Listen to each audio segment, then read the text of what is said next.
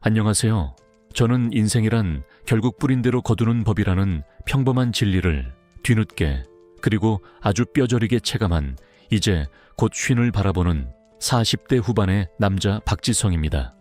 요즘 사람들은 개인주의 성향이 무척이나 강하다고들 합니다. 이웃끼리 서로 돕고 정을 나누며 살던 과거와는 달리 요즘에는 그저 서로에게 피해나 주지 않으면 다행이라고 생각하며 각박하게 살아가는 세상이지요. 하지만 저는 최근 타인의 작은 도움이 제 인생에 얼마나 큰 전환점을 가져다 줄 수 있는지, 그리고 반대로 가장 가까운 사람의 배신이 한 사람의 인생을 얼마나 처참하게 무너뜨릴 수 있는지를 직접 경험했습니다. 제 인생을 송두리째 바꿔놓았던 그 기막힌 사건에 대해 지금부터 솔직하게 이야기해 보도록 하겠습니다. 저는 서울 변두리에서 그리 크지 않은 인테리어 업체를 운영하고 있는 평범한 가장입니다. 다행히 사업은 꾸준히 성장하여 경제적으로는 크게 어려움 없이 지내고 있으며 서울 시내의 반지하를 포함한 2층짜리 단독주택을 소유하고 있습니다. 1층에는 저희 부부와 고등학생 아들 서준이, 그리고 중학생 딸 지우가 함께 살고 있고 반지하 집은 월세를 놓고 있습니다. 여보, 나 오늘 거래처 사람들이랑 저녁 약속이 있어서 늦을 것 같아. 당신 먼저 애들이랑 저녁 챙겨 먹어. 제 아내 최수진은 이름만 대면 알만한 대형 금융회사에서 잘 나가는 자산관리사로 일하고 있습니다. 아니, 솔직히 말하자면 자산관리사라는 직함은 그럴싸한 포장일 뿐 실제로는 복리 위주의 보험 상품을 주로 취급하는 보험 설계사에 더 가깝습니다. 여러분도 잘 아시다시피 이제 또 이자를 붙여주는 것이 복리 상품의 가장 큰 매력이지만 대부분의 복리보험은 가입 초반에 중도 해지할 경우 원금 손실을 볼 가능성이 매우 큽니다.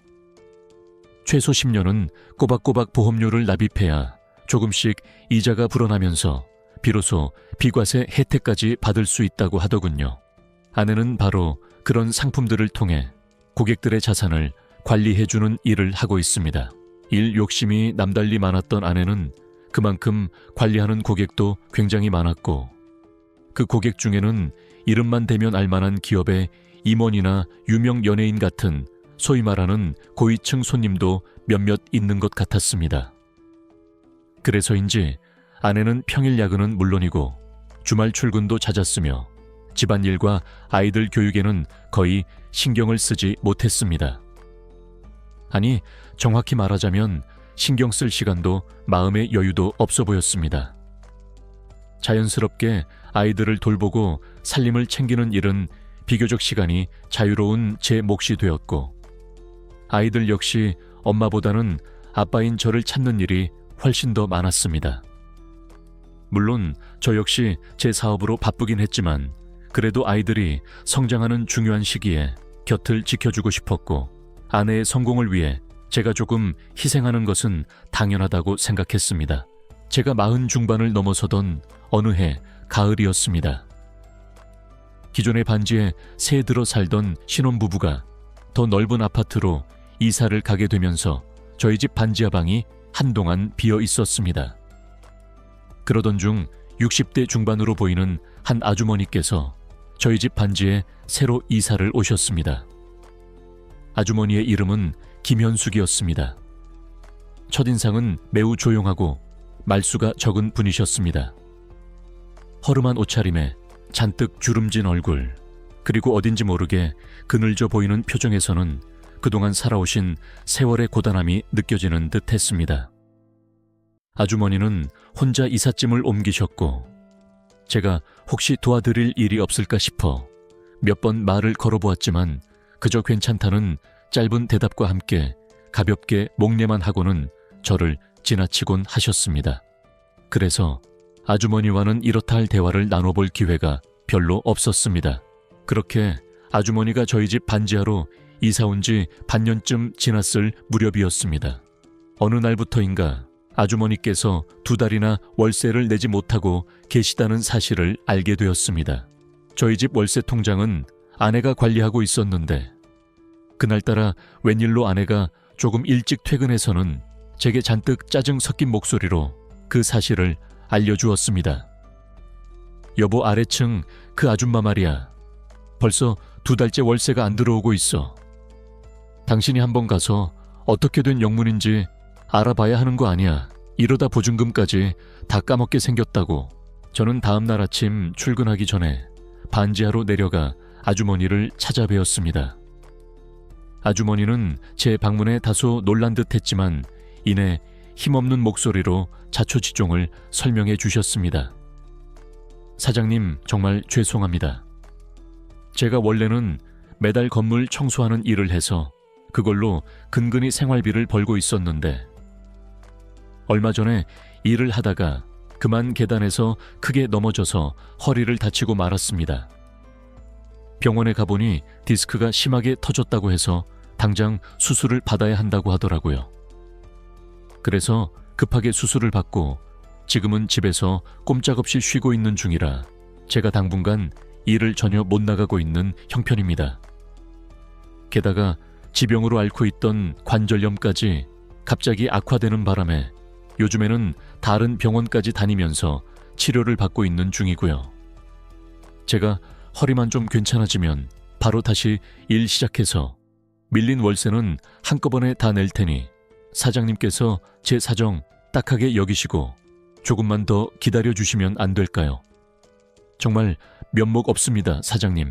앙상하게 마른 얼굴로 힘겹게 제게 사정을 설명하시는 아주머니의 모습은 너무나도 안쓰러워 보였습니다. 무엇보다 아주머니의 그 주름진 얼굴과 거친 손을 보고 있자니 2년 전 지병으로 돌아가신 저희 어머니 생각이 간절하게 떠올라 저도 모르게 가슴 한구석이 아려왔습니다. 평생을 자식들 뒷바라지만 하시다가 제대로 된 효도 한번 받아보시지 못하고 그렇게 허망하게 떠나신 저희 어머니. 만약 저희 어머니께서도 저렇게 홀로 병마와 싸우며 힘겹게 살아가고 계셨다면 제 마음이 얼마나 찢어지게 아팠을까요?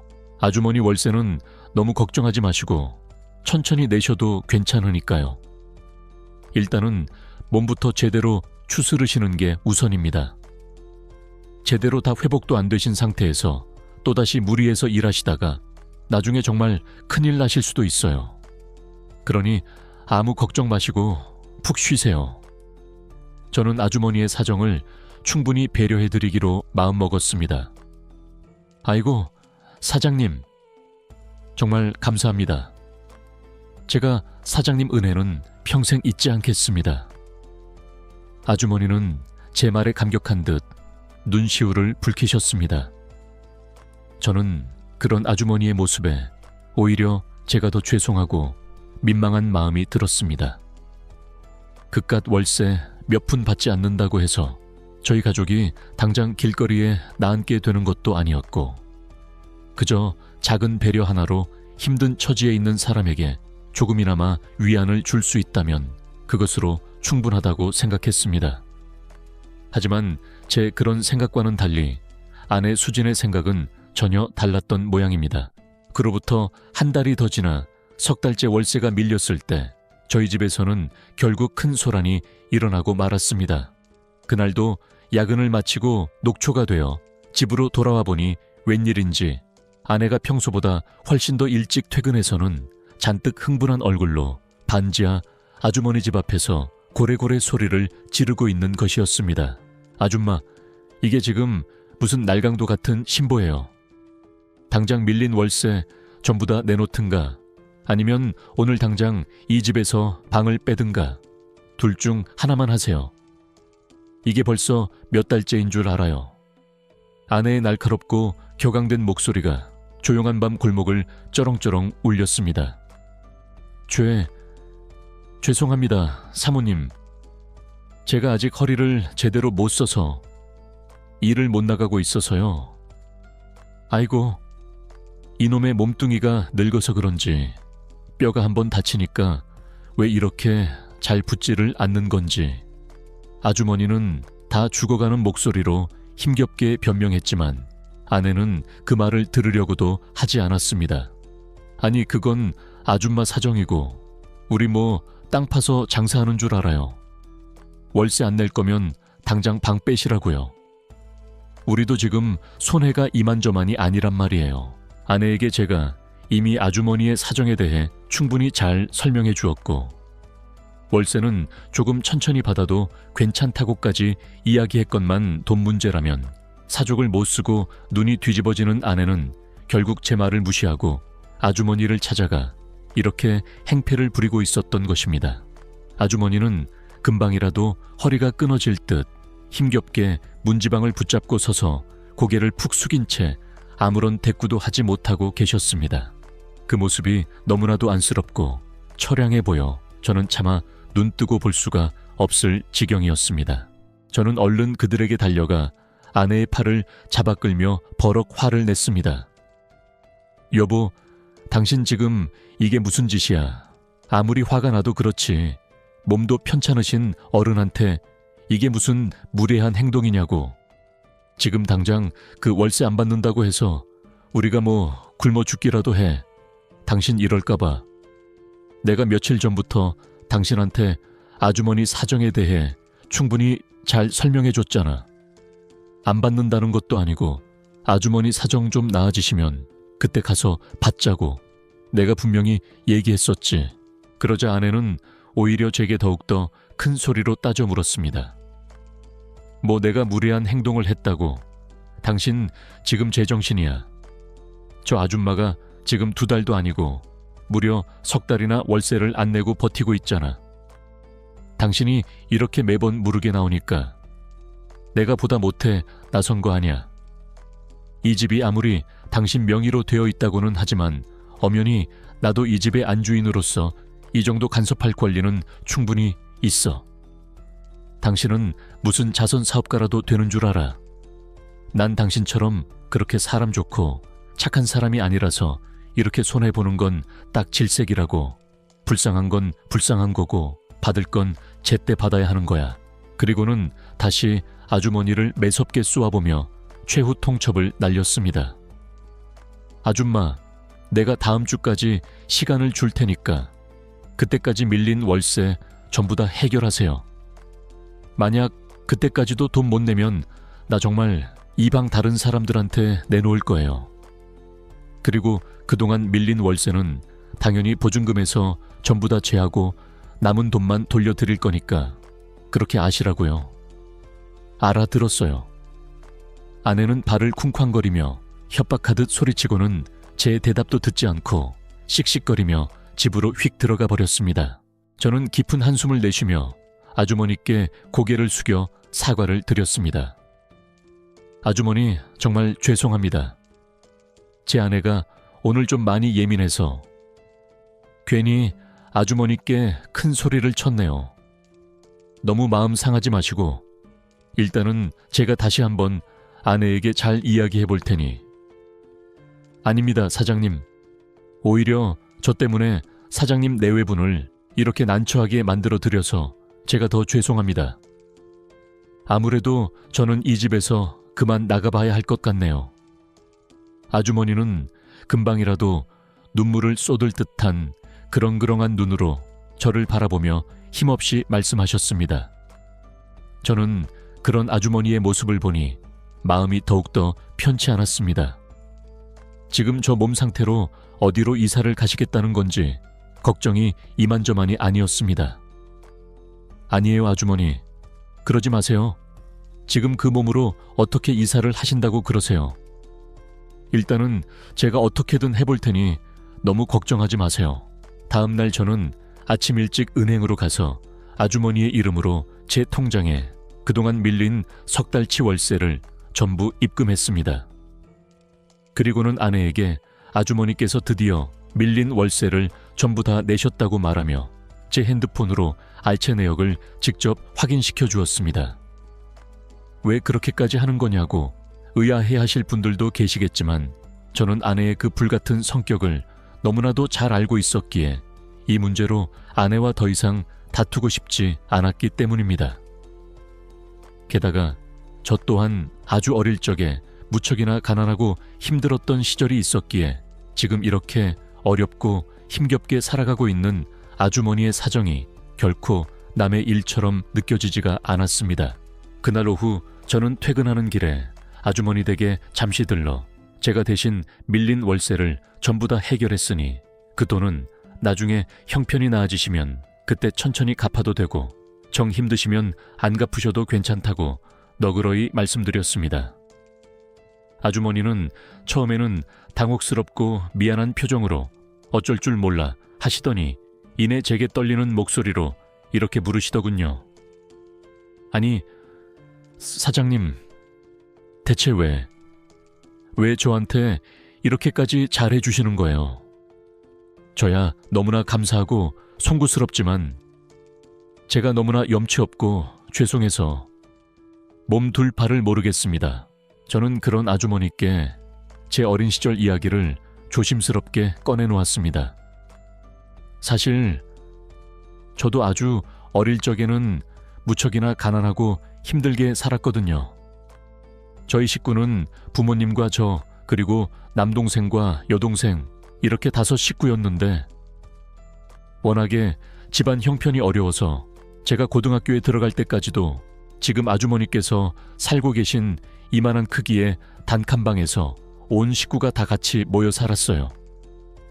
그때 저희 집주인 할아버지께서 저희 가족 사정을 딱하게 여기시고는 저희를 굉장히 많이 배려해 주시고 이것저것 많이 도와주셨어요. 만약 그분 아니었으면 저희 가족은 아마 진작에 길바닥에 나앉았을지도 몰라요. 그래서 그런지 저는 아주머니의 지금 이 힘든 사정이 결코 남의 일처럼 느껴지지가 않더라고요. 게다가 저희 아버지까지 제가 겨우 20살 되던 해에 갑작스러운 사고로 돌아가시는 바람에 저희 어머니께서 그 이후로 정말 평생을 고생만 하시다가 이제 겨우 좀 저희 남매들 다 키워놓고 먹고 살만해져서 제대로 효도 한번 해드리려고 했더니 그만 2년 전에 지병이었던 암이 재발해서 돌아가시고 말았어요. 그래서 그런지 저는 아주머니를 보면 평생을 힘들고 외롭게만 살다가 결국 쓸쓸하게 돌아가신 저희 어머니 생각이 너무나도 많이 나더라고요. 그러니 너무 부담 갖지 마시고 이건 그냥 제가 좋아서 도와드리는 거라고 편하게 생각해 주세요. 제 진심 어린 사연을 들으신 아주머니는 제 2 손을 꼭 잡고 연신 고맙다며 뜨거운 눈물을 글썽이셨습니다. 그때 제 눈에 아주머니 방 한쪽에 놓여있던 낡은 가족사진 액자 하나가 들어왔습니다. 그곳에는 젊고 건강해 보이는 아주머니와 아마도 남편으로 보이는 인상 좋은 아저씨, 그리고 2 아들과 예쁜 딸 하나가 환하게 웃고 있었습니다. 사진 속의 그들은 더할 나위 없이 행복해 보였습니다. 그 사진을 보니 아주머니에게도 분명 저렇게 단란하고 행복했던 시절이 있었을 것이라는 생각에 더욱더 마음이 짠해졌습니다. 그리고 한편으로는 왜 지금은 저렇게 예쁜 가족들이 다 뿔뿔이 흩어져 이 단칸방에 아주머니 혼자 쓸쓸하게 살고 계신 것인지 그 사연이 몹시도 궁금해졌습니다.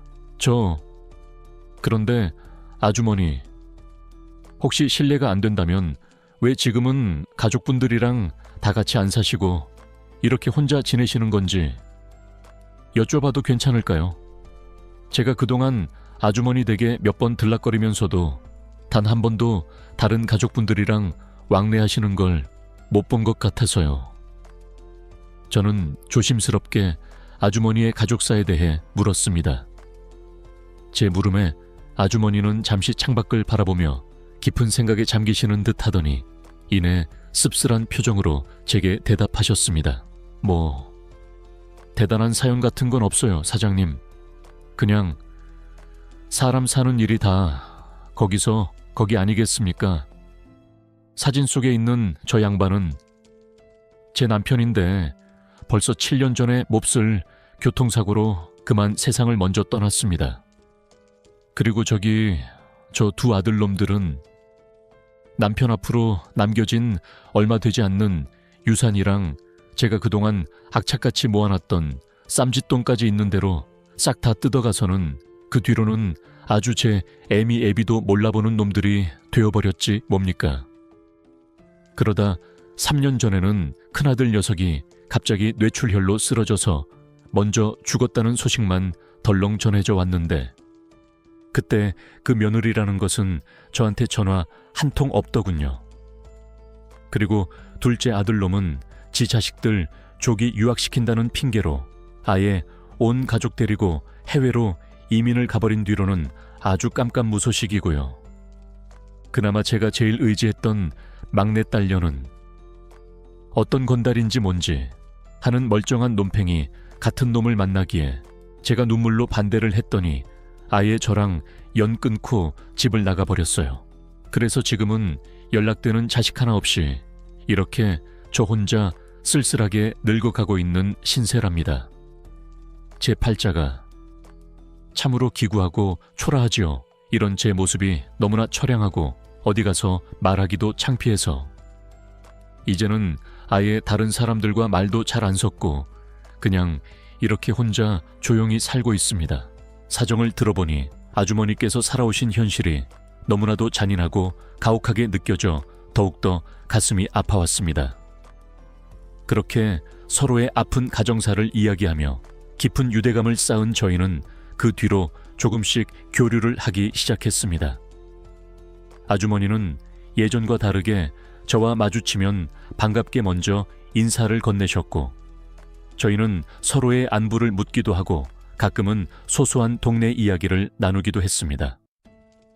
한 달 정도가 지난 후에는 다행히 아주머니의 허리가 많이 회복되셔서 다시 예전처럼 건물 청소 일을 나가실 수 있게 되었습니다.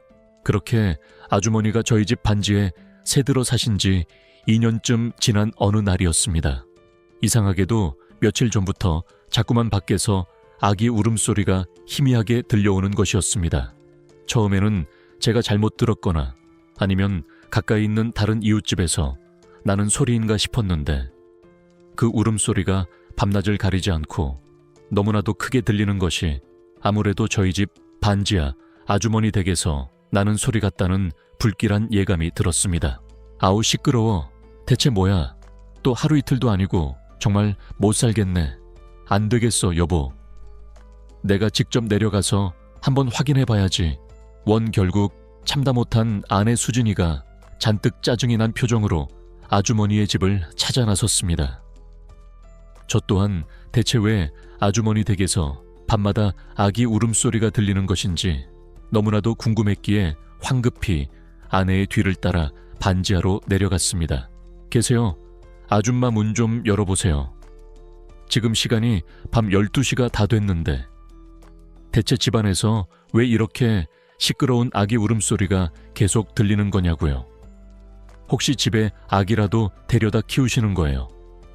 아내의 신경질적이고 날카로운 외침에 잠시 후 아주머니의 집 방문이 삐걱 소리를 내며 조심스럽게 열렸습니다. 그런데 아주머니의 집에서 나온 사람은 놀랍게도 아주머니 혼자가 아니었습니다. 아주머니의 옆에는 잔뜩 겁에 질린 죄송한 표정을 지은 채 하얀 강보에 쌓인 갓난아기를 품에 안고 어쩔 줄 몰라 하는 한 젊은 여자가 함께 서 있었습니다. 어딘가 얼굴이 몹시도 익숙하다고 생각했는데 자세히 뜯어보니 그 젊은 여자는 바로 예전에 아주머니의 가족사진 속에서 환하게 웃고 있던 아주머니의 그 말 많던 막내딸이었습니다. 아주머니는 당황하고 미안한 표정으로 아내에게 연신 고개를 숙여 사과를 했습니다. 아이고 사모님, 정말 죄송합니다. 사실은 며칠 전에 제 막내딸년이 글쎄 저 핏덩이를 데리고 저희 집으로 갑자기 찾아왔지 뭐예요. 애가 지금 마땅히 갈 곳이 없어서 당분간 머물 곳이 저희 집밖에 없는 형편입니다. 손주는 제가 어떻게든 잘 달래서 최대한 조용히 시켜볼 테니 사모님께서 너그러이 좀 이해해 주시면 안 될까요? 정말 죄송합니다. 뭐라고요? 그럼 지금 아줌마 따님이랑 저 갓난아기까지 이 좁아터진 반지하 방에서 다 같이 사시겠다는 거예요. 내가 진짜 어이가 없어서 아줌마가 이 집 처음 계약할 때 분명히 혼자 살기로 하고 저희랑 계약한 거 아니었냐고요.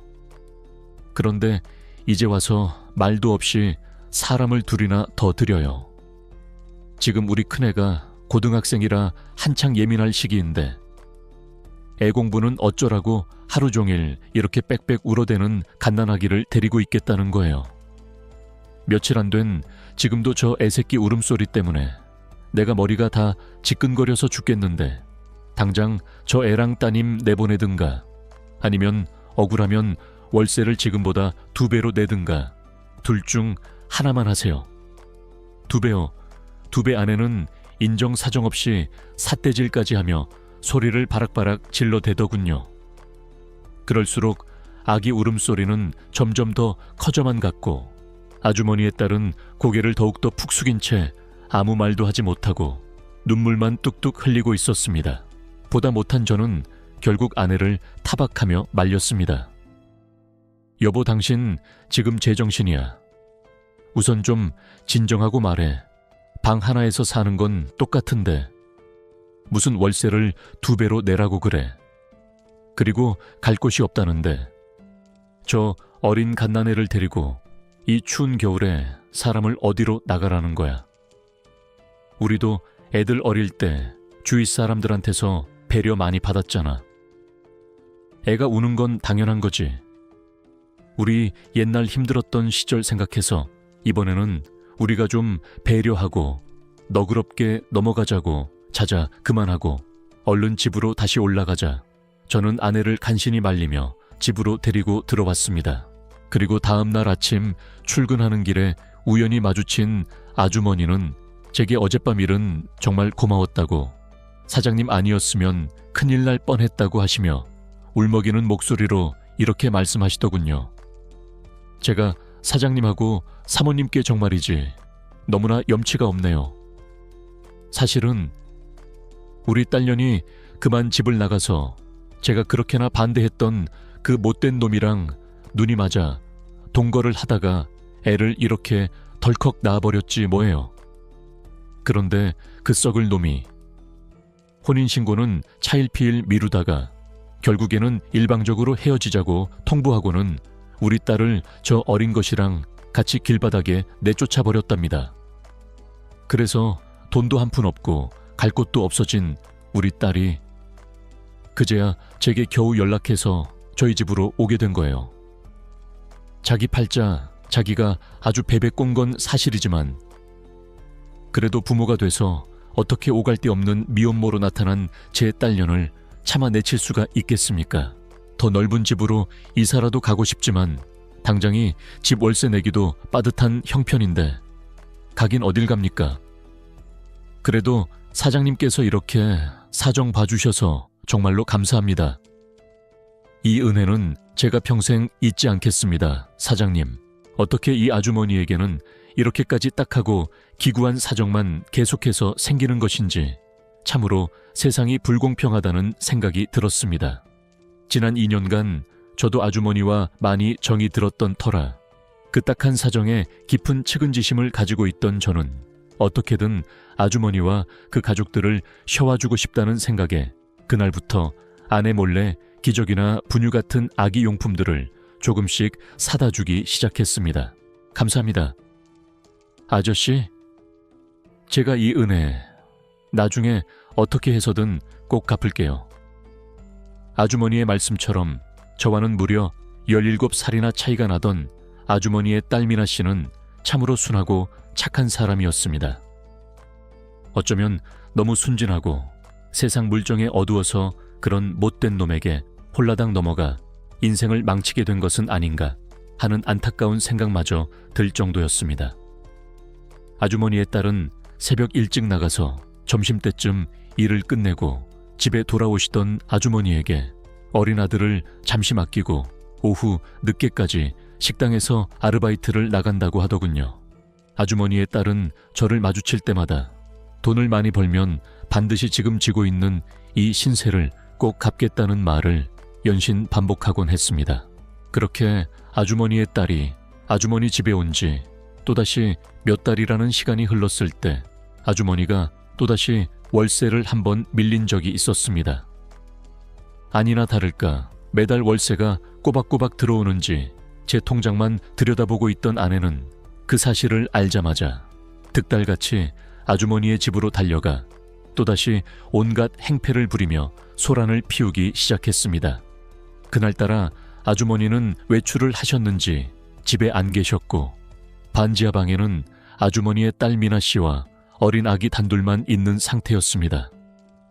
지금 내 남편이 당신네들한테 좀 잘해준다고 그거 믿고 아주 그냥 배째라는 식으로 나오는 거예요.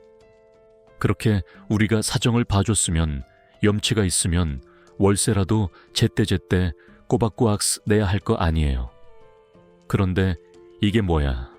또 월세를 밀려 아내 수진이는 문을 열어준 미나 씨의 얼굴에 대고 다짜고짜 소리를 질렀습니다. 죄송합니다.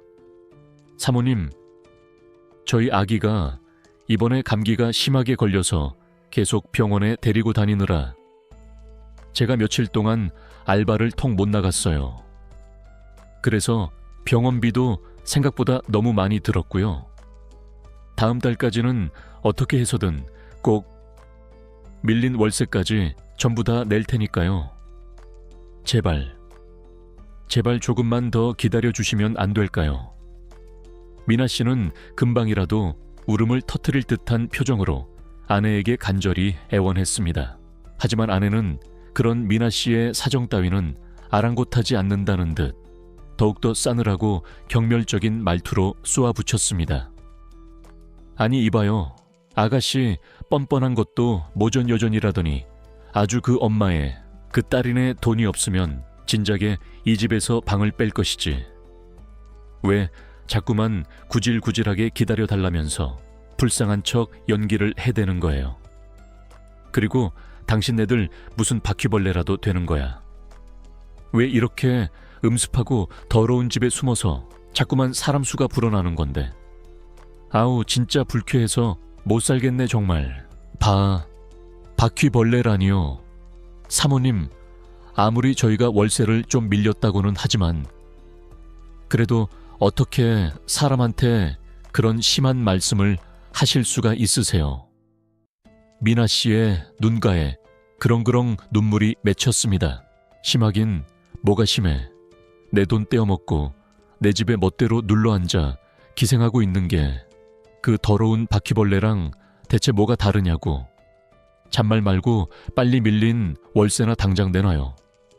아니면 그쪽이라도 당장 저 애새끼 좀 데리고 이 집에서 나가든가. 정말이지 저 애새끼 울음소리 때문에 내가 밤에 잠을 제대로 못 자겠다고. 아우 시끄러워. 얘 너 좀 조용히 못하니. 애가 이렇게 통제가 안 되면 어디 한 대 세게 때려서라도 좀 조용히 시켜야 할 거 아니에요. 마침 퇴근하고 돌아오던 저는 아내가 어린 갓난아기에게까지 폭언을 퍼붓는 그 끔찍한 광경을 목격하고는 더 이상 참을 수가 없었습니다.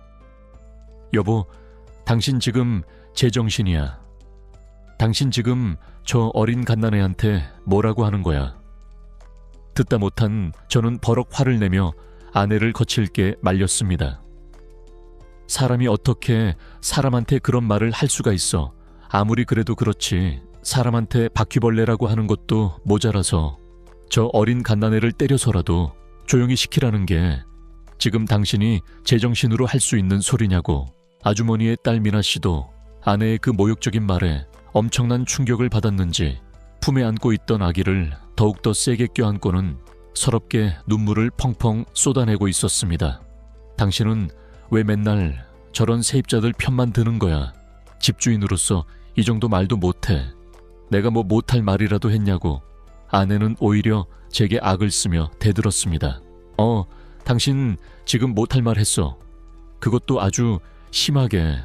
어떻게 같은 사람한테, 그것도 저렇게 어렵고 힘든 사람한테 그런 잔인한 말을 아무렇지도 않게 할 수가 있냔 말이야.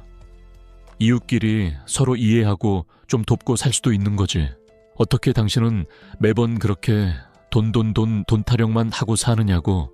당장 집으로 들어가. 그리고 앞으로 이 집 월세 문제에 대해서는 당신 더 이상 절대로 신경 쓰지 마. 내 통장도 이제부터는 내가 직접 다 관리할 거니까. 당신은 더 이상 이 일에 관여하지 말라고. 그 사람들이 돈을 내기 싫어서 안 내는 것도 아니고 어떻게든 살아보려고 이렇게 발버둥 치는 사람들한테 꼭 그렇게까지 매몰차고 잔인하게 굴어야만 속이 시원했느냐고. 저는 너무나 화가 나고 실망스러워서 아내에게 그만 고함을 지르고 말았습니다. 다음 날 저는 아주머니의 딸 미나 씨를 따로 찾아가 아내 대신 정중하게 사과를 했습니다. 제가 그렇게까지 크게 화를 냈건만 아내는 그날 이후에도 아주머니의 딸을 마주칠 때마다 대놓고 면박을 주거나 싸늘한 눈빛으로 노려보곤 하더라고요. 진짜 재수도 없지. 하필이면 왜 저런 거지 같은 인간들이 우리 집 세입자로 들어와 가지고는.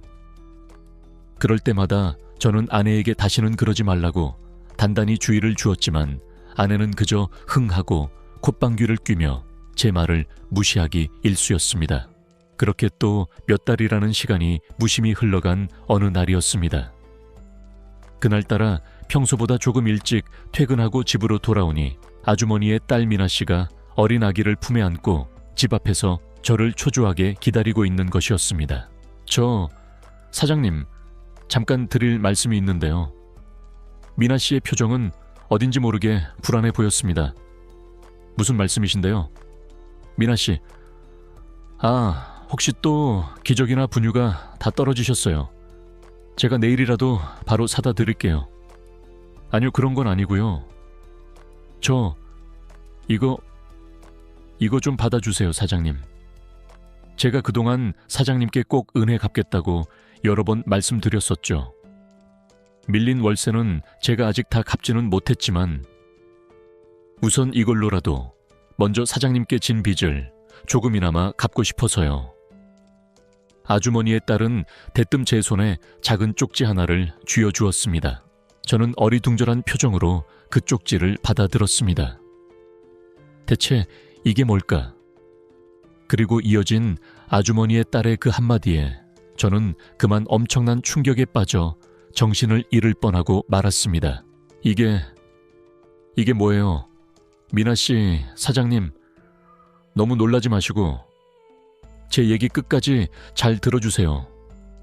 제가 오늘 알바하고 있는 식당이 명동 근처에 있어서요. 아기가 너무 걱정이 돼서 평소보다 조금 일찍 퇴근하려고 서둘러 나오는데 글쎄, 명동 한복판에서 사모님을 봤었어요. 제 아내를요. 아니, 우리 집사람이 지금 이 시간에 명동에는 왜? 네.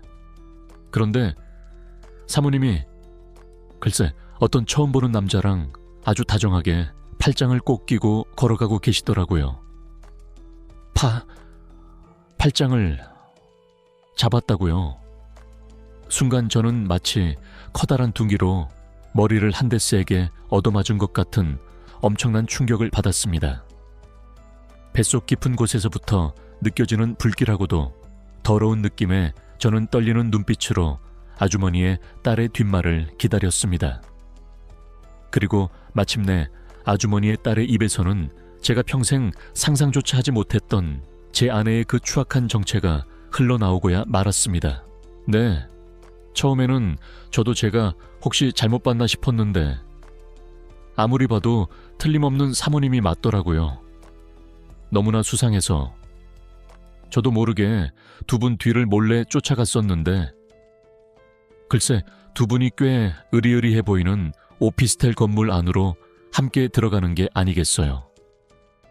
두 분이 비밀번호를 누르고 정문으로 들어갈 때 문이 미처 다 닫히기 전에 제가 몰래 따라서 안으로 들어가서 기둥 뒤에 숨어 있었더니 엘리베이터를 기다리는 동안 두 분이서 나누는 대화를 어렴풋이 엿들을 수 있었어요.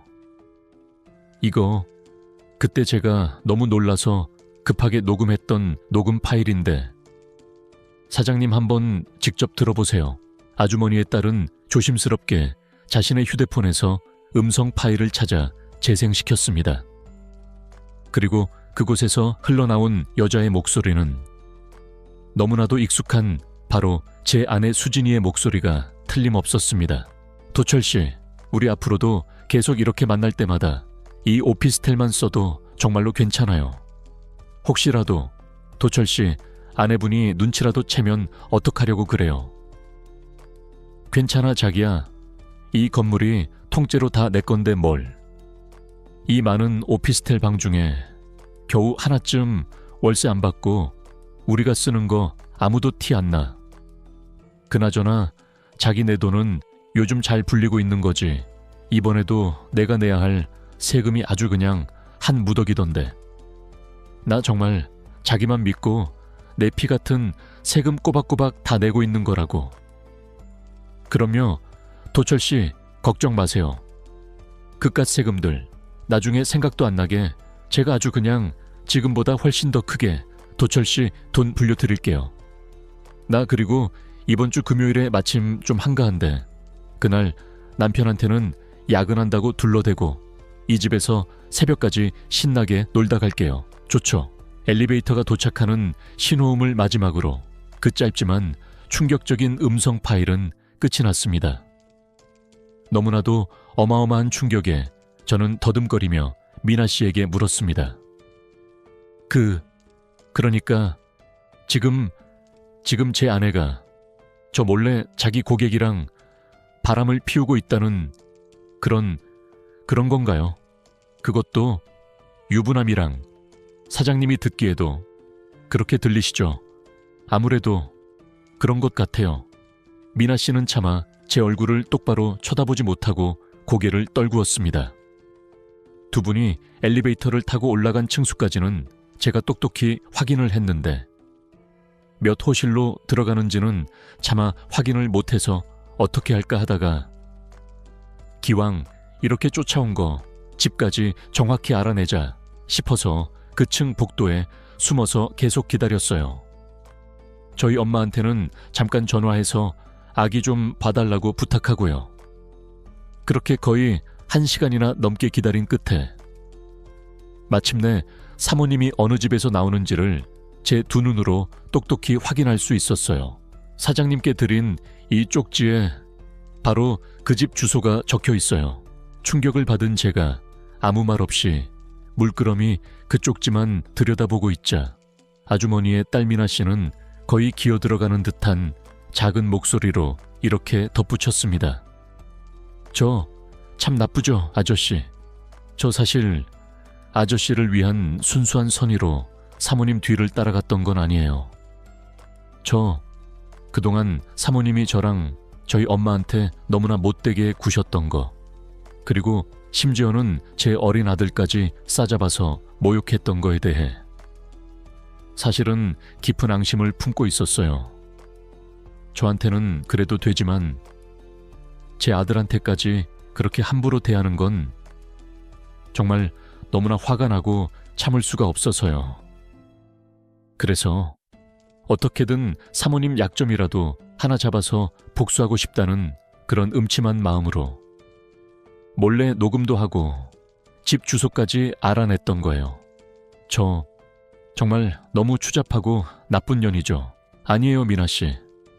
그렇게 생각하지 말아요. 충분히 이해합니다. 오히려 그동안 말 못할 고민을 혼자 얼마나 힘들게 참아왔겠어요. 이렇게 저한테 모든 걸 이야기해줘서 정말 고맙습니다. 제 진심 어린 위로에 미나 씨는 그동안 애써 참아왔던 서름이 북받쳐 오르는 듯 얼굴을 붉히다가 결국엔 참지 못하고 뜨거운 눈물을 뚝뚝 떨구었습니다. 저는 말없이 미나 씨에게 깨끗한 손수건 한 장을 건네주었습니다. 그리고 다음 날 저는 가게 문을 평소보다 일찍 닫고 아내 수진이에게 전화를 걸었습니다. 아내가 그 상간남 오세현에게 말했던 한가하다는 금요일이 바로 그날이었기 때문입니다. 저는 최대한 아무렇지도 않은 척 평소와 다름없는 목소리로 아내에게 말했습니다. 여보, 오늘 저녁에 혹시 시간 괜찮아? 오랜만에 애들이랑 다 같이 외식이라도 하면 어떨까 해서. 당신 요즘 계속 바빠서 애들이랑 같이 저녁 먹은 지도 너무 오래됐잖아. 저는 제발 아내가 그러자고 대답해 주기를, 그래서 제발 그 남자를 만나러 가는 것이 아니기를 아주 간절하고도 처절한 심정으로 바라고 또 바랐습니다. 하지만 아내는 그런 제 마지막 남은 일말의 희망마저도 아주 차갑고 매몰차게 산산조각 내버렸습니다. 아, 여보 미안해서. 어떡하지? 나 오늘 갑자기 너무 중요한 저녁 약속이 생겨버렸네. 아마 오늘도 새벽은 좋게 넘어야 들어갈 수 있을 것 같으니까 나 기다리지 말고 애들이랑 셋이서 맛있는 거 시켜서 저녁 먹도록 해. 알았지? 수화기 너머로 들려오는 아내의 목소리는 그 어느 때보다 차분하고 냉정했습니다. 저는 참담한 마음으로 전화를 끊었습니다. 그리고는 그 즉시 미나 씨가 제게 건네주었던 쪽지에 적힌 그 오피스텔 주소지로 차를 몰고 찾아갔습니다. 부서져버린 제 희망을 거듭 비웃기라도 하듯 그 화려한 오피스텔 건물의 지하 주차장에는 제 아내의 하얀색 외제차가 버젓이 주차되어 있더군요. 저는 피가 거꾸로 솟는 듯한 분노를 애써 억누르며 쪽지에 적힌 호수를 찾아 엘리베이터를 타고 올라갔습니다. 그리고 마침내 그 문제의 집 앞에 도착한 저는 심호흡을 한번 크게 하고는 초인종을 눌렀습니다. 누구세요? 잠시 후 문 안쪽에서 들려오는 목소리는 분명 제 아내 수진이의 목소리였습니다. 아내가 인터폰 화면으로 저를 확인했는지 아니면 다른 인기척을 느꼈는지 현관문은 아주 천천히 그리고 조심스럽게 열렸습니다. 그리고 문이 열리는 그 순간 저는 현관문을 안쪽으로 획 잡아당겨 문을 활짝 열어젖히고는 성난 황소처럼 집 안으로 거칠게 쳐들어갔습니다. 그리고는 재빨리 방 한 칸 거실 하나짜리의 그 아담한 오피스텔 내부를 샅샅이 둘러보았습니다. 가관도 그런 가관이 없더군요. 거실 벽 한가운데에는 제 아내와 그 상간놈이 다정하게 찍은 커플 사진이 마치 보란듯이 대문짝만하게 걸려 있었고 집 안은 온통 값비싸고 아기자기한 신혼 가구들로 꾸며져 있었습니다. 저는 그 모든 광경을 망설임 없이 제 휴대폰 카메라로 마구마구 찍어댔습니다. 그리고는 두 사람 몰래 녹음기를 다시 켜고 휴대폰을 제 안주머니 깊숙이 찔러 넣었습니다. 이 모든 것들은 나중에 제가 이혼 소송을 할 때 아주 요긴하게 쓰일 중요한 증거들이 될 터였습니다. 여보 당신이 여긴 어떻게? 제 갑작스러운 등장에 소스라치게 놀란 아내는 황급히 저를 따라 집 안으로 들어왔습니다. 여보 이 사람이 당신 남편이야. 아내의 그 다급한 외침에 안쪽 침실에서 어떤 중년 남자가 불이 나게 튀어나오더군요. 우습게도 두 사람은 똑같은 디자인의 커플 잠옷까지 사이좋게 맞춰 입고 있는 꼴이었습니다.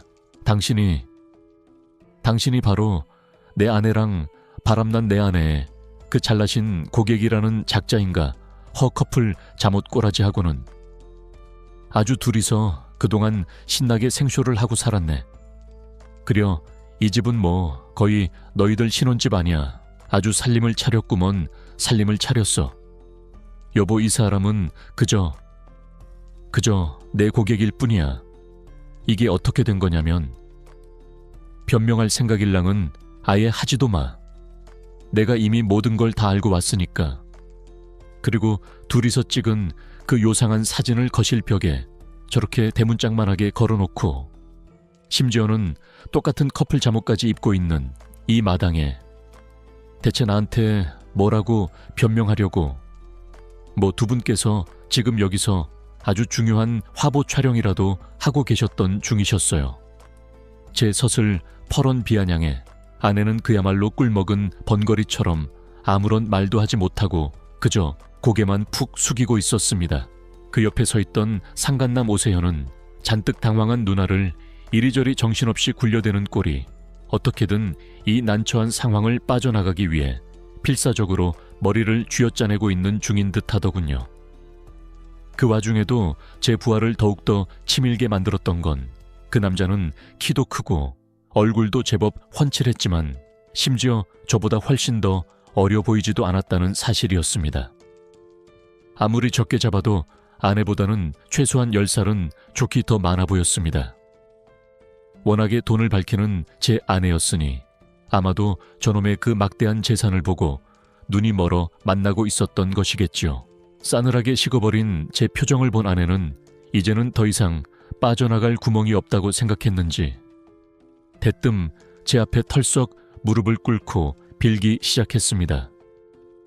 여보, 내가 정말 잘못했어요. 나 저 사람이랑 정말 몇 번 안 만났어요. 그냥 워낙에 큰 고객이라서 어쩔 수 없이 좀 친하게 지내다 보니까 내가 잠깐 정신이 나갔었나 봐요. 제발 용서해 주세요. 네. 그 몇 번을 얼마나 지나고 뜨겁게 만났기에 이런 외딴 미로의 장소까지 아주 그냥 으리으리한 신혼집으로 꾸며놓고 사셨나.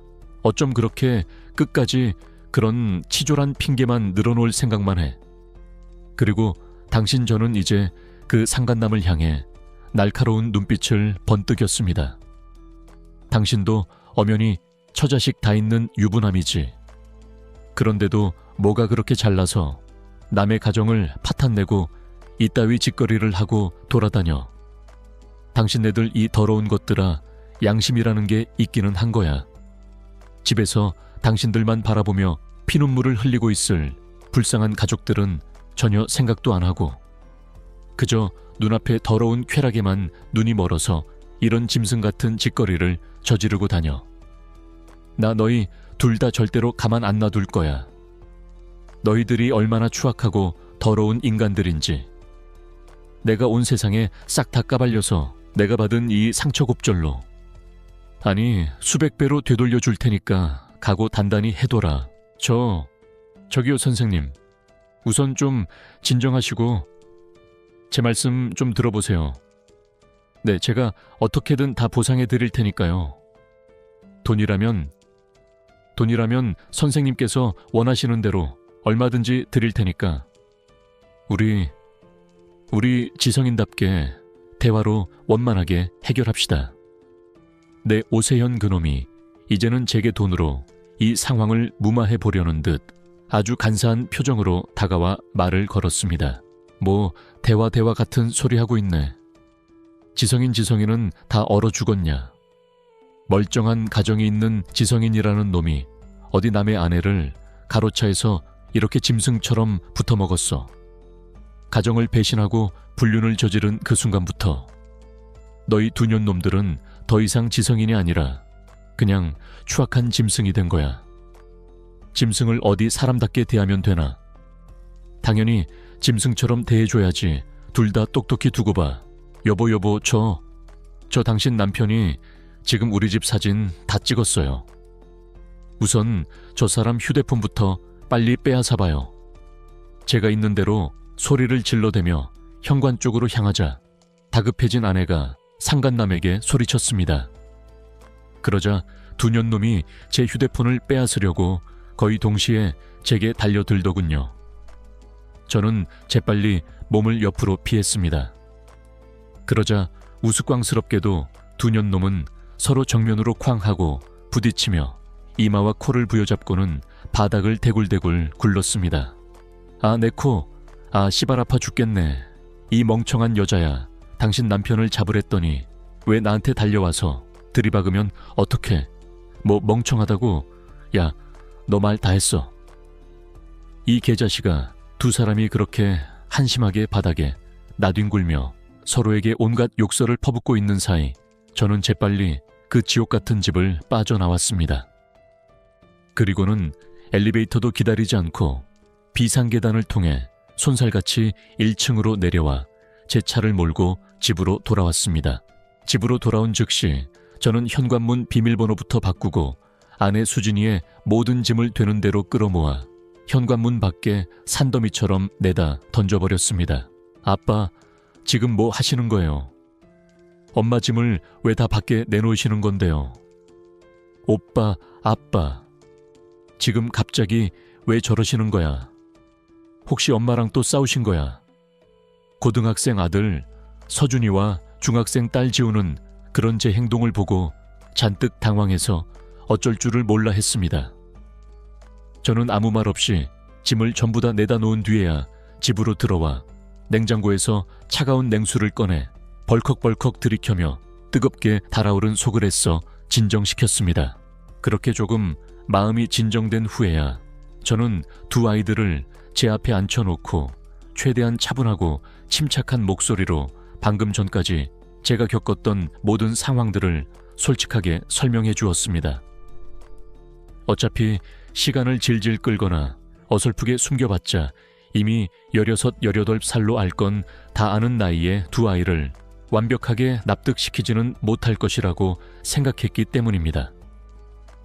그럴 때는 차라리 처음부터 가감없이 모든 상황을 솔직하게 다 털어놓고 아이들의 이해를 구하는 것이 오히려 아이들을 위한 최선의 방법이라고 판단했습니다. 아이들은 제 이야기를 듣고 굉장히 놀란 것 같았지만 이내 두 녀석 모두 잔뜩 인상을 쓰며 이렇게 말하더군요. 휴, 아빠 솔직히 말씀드리면요. 저는 엄마가 그런 짓을 했다는 게 별로 놀랍지도 않네요. 엄마가 언제 우리 집에 제대로 붙어 있던 적이나 있었나요? 설사 다른 남자랑 바람이 안 났다고 하더라도 이미 일이랑 결혼한 사람이 바로 우리 엄마였는데요, 뭘. 아들 서준이의 말은 마치 가슴에 날카로운 비수처럼 꽂혔습니다. 오빠 말이 맞아요, 아빠. 엄마가 언제 우리 가족을 자기 자신보다 먼저 생각한 적이 있었어요. 항상 우리 가족은 뒷전이었고 엄마한테는 항상 엄마 자기 자신의 인생이 제일 먼저인 사람이었잖아요. 그러니 너무 상심하지 마세요, 아빠. 저희는 괜찮아요. 오히려 아빠가 너무 충격받고 놀라셨을 텐데 아빠의 말로 괜찮으신 거예요. 분명 자기들도 큰 상처를 받았을 텐데 오히려 아빠인 저를 먼저 걱정해주는 그 의젓한 아이들의 말에 저는 그제야 참았던 눈물이 핑 돌았습니다. 이렇게 사랑스럽고 착한 아이들을 두고 어떻게 저런 파렴치한 바람을 피울 수가 있었단 말인가 싶어 아내에 대한 참을 수 없는 분노에 불길이 더욱더 거세게 타오르기만 했습니다. 여보, 문 좀 열어봐. 현관문 비밀번호. 또 언제 이렇게 바꿔놓은 거야? 그리고 밖에 저 짐들은 다 뭐고? 여보, 우선 우리 집에 들어가서 제대로 얘기 좀 하자. 우리가 그래도 같이 산 세월이 얼만데 어떻게 내 얘기 제대로 한번 들어볼 생각도 안 하고 이럴 수가 있어. 그날 저녁 뒤늦게 집으로 돌아온 아내 수진이는 제가 현관문 비밀번호를 이미 바꿔놓은 탓에 잠금 장치를 열지 못하고 문을 미친 듯이 두들겨대며 소리쳤습니다. 아이들은 굳은 표정으로 제 두 손을 꼭 잡았고 저는 현관문을 향해 있는 힘껏 소리를 질렀습니다. 말 한번 잘했네. 우리가 같이 산 세월이 얼만데 그 길고 긴 시간 동안 함께 쌓아 올린 그 모든 의리와 신뢰를 헌신짝처럼 배신하고 감히 다른 놈이랑 더러운 바람을 피워 당신은 이제 더 이상 내 아내도 아니고 우리 애들 엄마도 아니야. 당신한테는 이제 그럴 자격조차 없어. 좋은 말 할 때 저기 밖에 내놓은 내 짐들 전부 다 챙겨가지고 다른 데로 당장 꺼져버리라고. 만약 계속해서 여기서 소란 피우면 내가 당장 경찰 불러서 당신 쫓아내고 저 짐들은 내가 돈을 주고서라도 전부 다 소각장에 갔다가 깨끗하게 다 태워버릴 테니까 여보 나한테 제발 이러지 마. 내가 갈 데가 어디 있어. 우리 아빠도 우리 오빠네 식구들이랑 지금 다 같이 살고 있는데 우리 오빠 성격 얼마나 무서운지 당신도 잘 알잖아. 나 지금 이 꼴로 오빠네 집에 들어가면 정말 맞아. 죽을지도 모른다고. 그럼 아까 그 잘나신 놈이랑 같이 뒹굴던 그 오피스텔인지 뭔지로 다시 돌아가든가. 내 집에는 이제 당신이 발 디딜 공간 따위는 단 1cm도 남아있지 않으니까 당장 꺼져.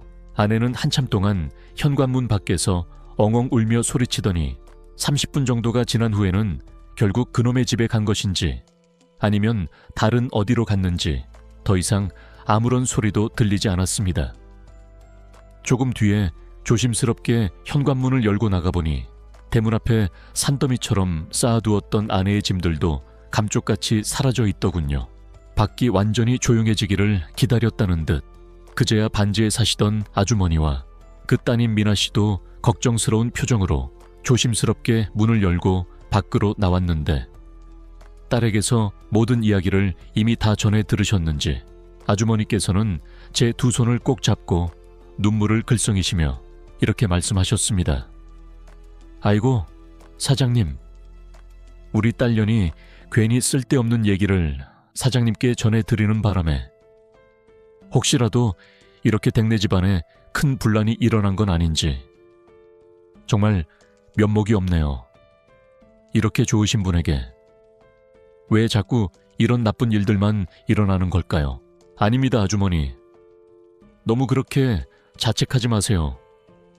괜한 분란이 아니라 아주머님 따님 덕분에 제가 아주 큰 위기에서 벗어난 겁니다.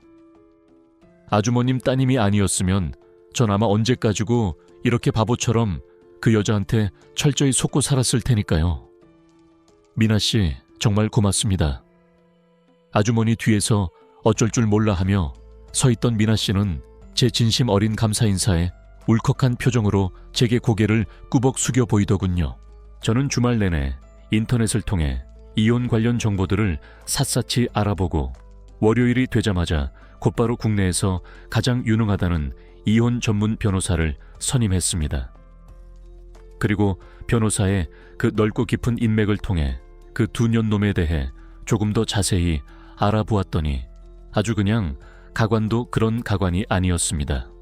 아내의 상간남이었던 오세현 그놈은 아내보다 무려 13살이나 더 많은 쉰 중반의 늙은 놈이었고 돈 많은 처갓댁에 장가와서 그동안 떵떵거리며 호의호식하고 살고 있었더군요. 그 와중에도 어떻게든 세금을 좀 덜 내고 싶어서 여기저기 알아보다가 마침 제 아내를 만나게 되었던 것 같았습니다. 더 웃긴 건 두 사람이 처음부터 서로 눈이 맞아서 바람을 피웠던 게 아니라 제 아내가 먼저 그놈의 막대한 재산을 노리고 의도적으로 접근해서는 자산 관리자 겸 애인 역할이라는 파격적인 조건을 먼저 내걸었다고 하네요. 제 아내라는 사람이 이 정도까지 돈에 환장한 추악한 돈벌레인 줄은 정말 꿈에도 몰랐습니다. 이 정도면 제 아내가 그동안 수많은 VIP 고객들을 유치할 수 있었던 게 순전히 그년의 능력 때문만은 아니지 않았을까 하는 그런 합리적인 의심이 당연하게 들더라고요. 저는 곧바로 아내의 회사로 이혼 소장을 보냈습니다. 그리고 그 후 저는 아내의 그 추악한 실체를 하나도 빠짐없이 상세하게 적어 아내의 회사 홈페이지 고객 게시판과 사내 익명 게시판에 동시에 민원 글을 올렸습니다.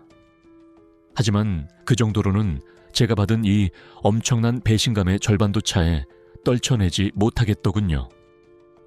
그래서 저는 그 다음날 아예 작정하고 아내가 일하던 그 회사 건물 정문 앞으로 보란듯이 쳐들어갔습니다. 안녕하세요. 저 귀사에 현재 근무하고 있는 최수진 씨의 남편 되는 사람입니다.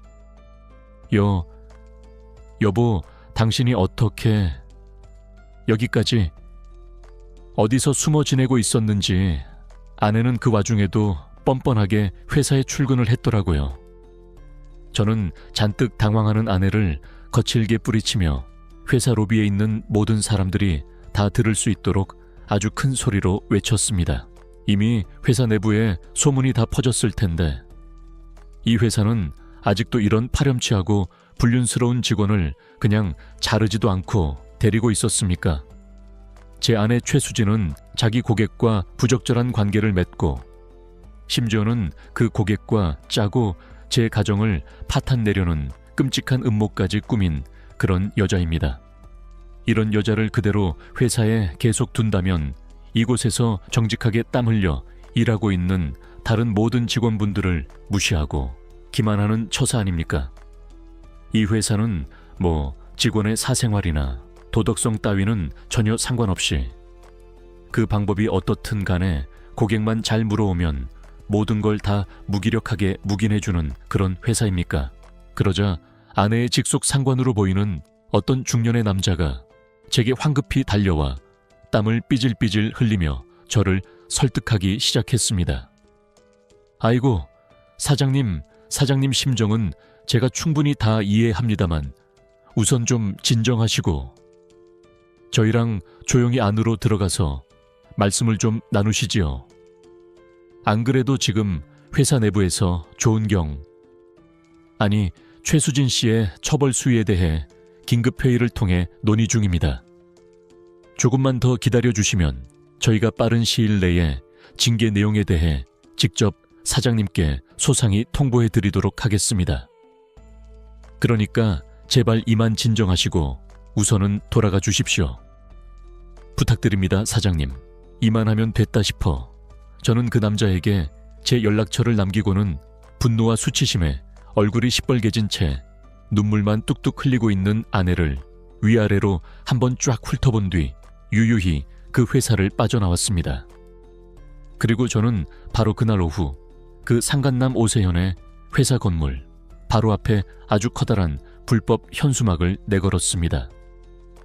자식이 둘이나 있는 남의 멀쩡한 아내와 붙어먹은 파렴치한 건물주 오세현을 강력히 고발합니다. 이 건물은 추악한 불륜남녀의 밀회 장소로 사용된 더럽고 추잡한 장소입니다. 현수막을 본 상간남 오세현은 당장 가위를 들고 뛰쳐나와 그 현수막을 갈기갈기 잘라버리더군요.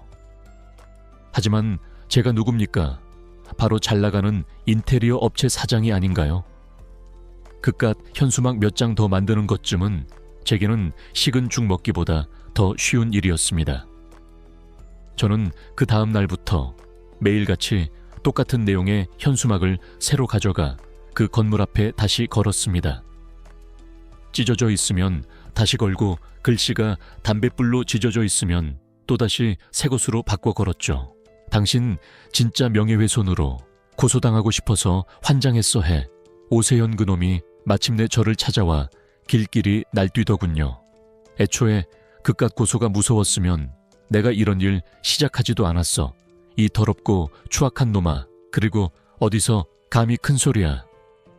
자기 돈도 아니고 전부 다 자기 처갓집 돈으로 호의호식하며 떵떵거리고 사는 놈이 그 돈으로 어디다 쓸 데가 없어서 바람을 피우고 싶었냐. 남자 망신은 너 같은 놈들이 다 시키는 거야. 저는 정말로 그놈의 고소 따위는 눈꼽만큼도 무섭지가 않았습니다. 그까짓 벌금이야 내면 그만이니 제 소중한 인생을 망가뜨리는데 아주 그냥 혁혁한 공을 세운 그놈을 어떻게든 처절하게 엿먹이고 싶었거든요. 그리고 그놈은 정말로 저를 명예훼손과 불법 현수막 설치 등의 혐의로 경찰에 고소했지만 그와 동시에 그놈 역시 그동안 가족들에게 철저히 숨겨왔던 자신의 추악한 바람을 피운 사실이 전부 다 까발려지고 말았습니다. 그놈의 아내라는 사람이 자신의 이혼 소송을 도와달라며 제게 직접 연락을 해왔기에 알게 된 사실이었죠. 저는 법원에서 명예훼손과 현수막 불법 설치 등으로 벌금형을 선고받았습니다. 하지만 이미 그놈에게 충분한 복수를 했다고 생각했던 저는 아주 가뿐하고 통쾌한 마음으로 그깟 벌금을 시원하게 납부했습니다. 며칠 뒤 아내의 직속 상사는 제게 했던 약속대로 아내의 처분 결과에 대해 제게 직접 알려주었습니다. 아내는 당연히 회사에서 곧바로 해고되었고 회사는 아내에게 막대한 금액의 피해 보상 소송까지 걸었다고 하더군요. 최수진 씨 때문에 다른 VIP 고객들이 최수진 씨의 추악한 실체를 전부 다 알게 되면서 저희 회사와 전부 계약 해지를 요구했습니다. 회사 입장에서는 이미지 실추는 물론이고 금전적으로도 아주 큰 손해까지 입었으니 당연히 최수진 씨한테 그에 상응하는 배상액을 당당히 요구할 수밖에요. 게다가 최수진 씨 그동안 본인이 체결했던 모든 보험 계약에 대한 판매 수당까지 전부 다 회사에 토해내야 합니다. 보험 환수 지급금에 손해배상 금액까지 전부 다 합하면 아마 앞으로 물어내야 할 금액이 정말 어마어마할 겁니다. 그렇게 돈을 좋아하고 돈에 환장했던 그 돈벌레 같은 여자가 이제는 반대로 막대한 금액의 돈을 물어내야 한다니 참으로 통쾌하고 고소한 소식이 아닐 수 없었습니다. 그 와중에도 저와 아내의 이혼 소송은 계속해서 지지부진하게 진행 중이었는데 저는 상간남 오세현과 아내 최수진에게 모두 각각 따로 위자료 소송까지 함께 걸었습니다. 그렇게 한창 여러 소송들이 동시에 진행되던 와중에 어느 날 아내에게서 전화가 한 통 걸려오더군요. 이혼에 관한 이야기인가 싶어 저는 일단 전화를 받았는데 저는 그 통화에서 전혀 예상치도 못했던 또 다른 통쾌함을 느끼게 되었습니다. 그야말로 인과응보 사필규정이라는 말이 딱 어울리는 상황이었죠. 여보 제발 위자료 소송이라도 좀 취하해주면 안 될까? 응, 나 사실 그동안 고객들 돈에 몰래 손대서 조금씩 따로 빼서 썼단 말이야. 어차피 나중에 다시 불려서 채워 넣으면 아무도 모를 거라고 생각해서 그 돈으로 사고 싶었던 명품 가방도 사고 고객들한테 줄 비싼 선물도 사고 그랬는데 지금 그 돈들 전부 다 회사에 도로 메꿔 넣어야 하게 생겼어. 거기다가 그놈 오세현 아내한테 줄 위자료에 보험 환수금에 회사 피해 보상까지 전부 다 해줘야 해서 지금 내가 가진 돈으로는 어림도 없고 아무리 대출을 다 당겨서 써도 돈이 턱없이 모자라. 그러니까 제발 여보 위자료라도 좀 봐주라. 나 이러다 진짜 길바닥에 나앉게 생겼단 말이야. 수화기 너머로 들려오는 아내의 목소리는 절박함과 다급함으로 가득 차 있었습니다. 나랑 만났던 그놈도 나 때문에 자기 인생 완전히 망쳤다고 오히려 나한테 길길이 날뛰면서 차버리는 바람에 이제는 그놈한테 돈 한 푼 빌릴 수도 없게 됐어. 나 지금 겨우 작은 원룸 하나 구해서 생활하고 있는데 이러다가 정말 보증금까지 다 빼고 쪽방촌이나 고시원이라도 들어가야 할 판이란 말이야. 제발 나 좀 살려줘, 여보. 저는 그런 아내의 구차한 하소연을 아무런 감정 없이 듣고 있다가 싸늘하게 대답했습니다. 돈이 없으면 고시원이든 길바닥이든 나가서 자야지. 뭐가 문제야. 당신이 항상 반지야. 아주머니랑 그 따님 미나 씨한테 그렇게 말했었잖아. 돈 없는 건 당신들 사정이고 돈 없으면 주제에 맞게 알아서 살아야 되는 거라고. 그게 당신의 오랜 철칙 아니었나. 안 그래. 당신이 저지른 추악한 일들은 당신이 알아서 다 해결하고 나는 내가 당연히 받아야 할 것들 전부 다 챙길 거야. 당신이 그랬잖아. 손해보고 사는 거 제일 싫어한다고. 그러니 이제부터라도 알아서 잘 한번 살아보시지 어디. 저는 그대로 전화를 끊어버렸습니다. 평소에 그렇게 돈 없는 사람들을 무시하고 온갖 갑질을 일삼던 사람이 결국에는 자기 자신이 똑같은 처지가 되어버리다니. 역시 사람 일은 나중에 어떻게 될지 아무도 모르는 것이라고 생각했습니다. 그렇게 길고 길었던 이혼 소송 끝에 저는 다행히 법원으로부터 유리한 재산 분할 판결을 받고 무사히 이혼할 수 있었습니다. 그리고 아내와 상간남 오세현에게서 상당한 금액의 위자료도 남김없이 전부 다 뜯어낼 수 있었고요. 그 뒤 얼마 지나지 않아 상간남 오세현의 전 아내 되시는 분께서 제게 다시 연락을 해와 상간남의 그 비참한 최후에 대해서도 소상히 이야기해 주시더군요. 상간남 오세현은 자기 아내에게 이혼당하고 그동안 처가에서 지원받았던 모든 재산과 사업체까지 전부 다 빼앗기고는 예전에 비하면 정말 턱없이 적은 알량한 재산만 간신히 수중에 남길 수 있었다고 하네요. 아주 그냥 쌤통이었습니다. 모든 것이 다 정리된 후 저는 그동안 저를 물심양면으로 도와주셨던 반지하 아주머니와 그 따님 미나 씨에게 그동안 밀렸던 월세를 전부 다 탕감해 드리는 것은 물론이고 앞으로 2년 동안은 무상으로 저희 집 반지에서 편안하게 지내실 수 있도록 무상 임대 계약을 새로 연장해 드렸습니다. 그리고 그동안 저를 도와주신 것에 대한 감사의 의미로 두둑한 사례금까지 따로 챙겨드렸습니다. 아이고, 사장님, 저희가 사장님께 해드린 게 뭐가 있다고 이렇게까지 큰 돈을 주시는 거예요. 이러시면 저희가 너무나 죄송하고 부담스러워서 몸둘 바를 모르겠습니다. 적지 않은 액수에 깜짝 놀란 두 사람은 한사코 이러려고 사장님 은혜에 보답한 게 아니라며 극구 사례금을 거절하려 하시더군요. 하지만 저는 그런 두 사람에게 제 인생을 구제해준 그 값진 도움의 대가를 결코 적게 치를 수는 없다며 단호하게 말씀드리고는 끝까지 돈을 건네드렸습니다. 정가씨, 미나씨의 원래 이름가 아니었으면 제가 그런 추악하고 더러운 인간을 제 아내랍시고 평생을 데리고 살고 있었을지도 모를 일입니다. 다시 한번 정말 감사드립니다. 저희 두 아이들은 아내의 그 추악한 실체를 전부 다 알게 된 후로는 아예 아내를 손절해버렸습니다. 어차피 오빠도 그렇고 저도 그렇고 엄마랑 살갑게 붙어있던 적이 별로 없어서 그런지 엄마에 대해서는 별다른 미련도 없어요.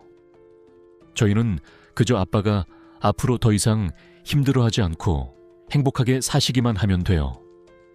그런 아이들의 말에 제가 그동안 좋은 남편은 아니었을지언정 그래도 아이들에게만큼은 좋은 아빠이긴 했었구나 하는 생각에 마음 한구석이 뭉클해지더라고요. 엄마에 대해서는 그토록 심드렁했던 아이들과는 달리 아내는 모든 것을 다 잃고 나서야 뒤늦게 자식들 생각이 났던 모양입니다. 이혼한 지 몇 달이 지난 얼마 전 아내는 제가 계속해서 전화를 받지 않자 제게 이런 구차한 내용의 문자를 보내왔더라고요. 여보, 당신도 그렇고 애들도 그렇고 내 전화는 통 받지를 않네. 애들이 나 많이 안 보고 싶대. 나는 우리 애들 너무너무 보고 싶은데 지금 내가 사는 이 작은 고시원에는 창문도 하나 없어서 하루 종일 너무 우울하고 비참한 생각만 들어. 애들이라도 한번 보면 숨이 좀 트일 것 같은데 제발 딱 한 번만이라도 우리 애들 좀 보여주라. 애들에게 한창 엄마의 손길이 절실하게 필요했던 그 시기에는 그렇게 매정하게 밖으로만 나돌더니 이제 와서 저렇게 처량하게 후회해봤자 무슨 소용이 있겠습니까? 그냥 그 문자를 무시해버릴까 하다가 괜히 헛된 희망 때문에 전 아내가 앞으로도 계속해서 제게 이런 식으로 연락을 해올까봐 저는 아주 간결하고도 단호하게 답장을 보내고는 아예 전 아내의 연락처를 제 휴대폰에서 완전히 차단해버렸습니다. 난 당신이 우리 애들 봐도 아무 상관없어. 그런데 애들이 당신 얼굴 더 이상 보기 싫대. 이제 좀 알겠어.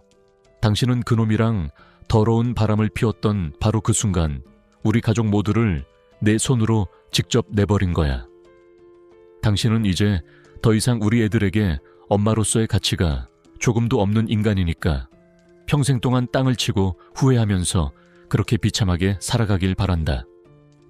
당신 연락처 난 이만 차단할게. 그게 전 아내와의 정말 마지막이었습니다. 전 아내의 오빠였던 전 처남은 몸이 편찮으신 전 장인어른을 대신해서 제게 직접 전화해 마지막 사과를 하시더군요. 자신도 이제부터는 그딴 파렴치한 동생 따위는 없는 인간 취급하며 살아갈 생각이라고 하시면서요. 그렇게 전 아내는 철저히 자기 자신의 이기적인 삶을 살다가 결국에는 부모 형제도 남편과 자식도 번듯했던 직장과 그토록 좋아했던 돈마저도 전부 다 잃어버리고 만 것입니다. 지금 전 아내가 어디서 어떻게 살고 있는지 저는 알지 못합니다. 저도 그렇고 저희 아이들도 더 이상 전 아내와는 아무런 연락도 하지 않고 살아가니까요. 아마도 그 좁고 어두컴컴한 고시원 쪽방에서 매일 밤 눈물 젖은 라면이나 값싼 술로 외로운 밤을 지새우고 있지 않을까 싶네요. 안타깝고 불쌍하긴 하지만 어쩌겠습니까? 다 자기가 저지른 일에 대한 당연한 대가인 것을요. 지금 아주머니와 아주머니의 딸 미나씨 그리고 그 어린 아기는 더없이 행복하고 편안하게 잘 살고 있습니다. 이제 더 이상 눈치 주는 아내가 없으니 저와 저희 아이들은 아기를 포함한 그 세 사람을 저희 집으로 자주 초대해서 함께 저녁 식사도 하고 이런저런 이야기도 나누며 즐거운 시간을 보내곤 합니다. 저희 애들은 아주머니를 친할머니처럼 따르며 돌아가신 저희 어머니를 대하듯 깍듯하게 존중하고 아주머니의 딸 미나 씨도 저희 애들과 이모 조카 사이처럼 아주 가깝고 스스럼 없이 잘 지내곤 합니다. 엄마를 잃어버린 제 아이들과 세상의 편견과 냉대 속에서 외로움과 힘겹게 싸워왔던 그 두 사람, 그리고 저와 그 어린 아기까지 우리 6사람은 이제 서로를 진심으로 아끼고 의지하며 함께 힘을 내서 열심히 살아가고 있답니다. 언제까지 그 세 사람이 저희 집 반지에 새들어 살지는 잘 모르겠지만 그 세 사람이 언젠가 지금보다 더 좋은 집으로 이사를 가게 되는 그날까지 저는 제 능력껏 최선을 다해 그들을 도와줄 생각입니다. 저는 그들에게 아주 큰 은혜를 입은 사람이자 동시에 그들의 가장 가까운 이웃이니까요. 단 한 가지 간절한 바람이 있다면 저희 두 아이들과 미나 씨의 아들이 훗날 어른이 되어서 지금의 이 시간들을 떠올리며 그들 또한 자신들처럼 어렵고 힘든 처지에 놓인 다른 이웃들을 외면하지 않고 기꺼이 도우며 함께 더불어 살아갔으면 좋겠다는 것입니다. 여러분, 우리의 이 짧고도 덧없는 인생을 가만히 돌이켜보면 사람은 결국 혼자서는 절대로 살아갈 수 없는 너무나도 나약한 동물인 것 같습니다. 저는 이 각박하고 험난한 세상 속에서도 서로 간에 따뜻한 도움과 연대의 손길이 있어야만 사람은 비로소 사람답게 살아갈 수 있다는 이 평범한 진리를 꼭 많은 분들께 전하고 싶어 이렇게 제 부족한 사연을 보내게 되었습니다. 아주 어린 시절 어렵고 힘들었던 저희 집 사정을 딱하게 여기시고 아무런 대가 없이 도와주셨던 그 마음씨 좋은 주인집 아저씨의 따뜻한 온정은 저를 다른 사람의 아픔에 공감할 줄 아는 인정 있는 사람으로 키워주셨고, 그런 저는 또다시 아주머니와 아주머니의 딸을 진심으로 도왔습니다. 그리고 제 작은 도움을 받은 아주머니의 딸은 결국 제 인생을 송두리째 구해주는 결정적인 역할을 해주었고요.